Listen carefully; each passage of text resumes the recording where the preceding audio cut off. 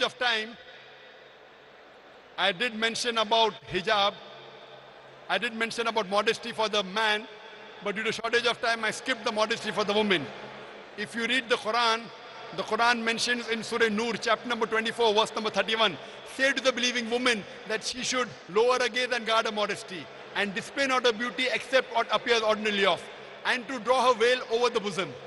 There are basically 6 criteria for hijab. The first is the extent.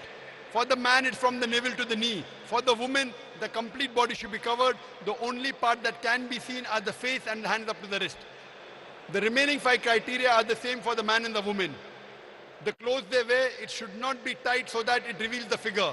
Third, it should not be transparent or translucent so that you can see through. Fourth, it should not be so glamorous so that it attracts the opposite sex. Fifth, it should not resemble that of the unbeliever. And sixth, it should not resemble that of the opposite sex. And this is exactly what the Bible says. And the sister rightly said, if you read the book of Deuteronomy, chapter number 22, verse number 5, it says, the woman shall not wear clothes that which pertain to a man, and neither should the men wear clothes of the woman. Anyone who do that are doing an abomination. It's mentioned in the 1 Timothy, chapter number 2, verse number 9. The woman should be dressed up with modesty, with shamefacedness and sobriety. They should not be dressed up with costly array, with gold, with pearls, and with broided hair.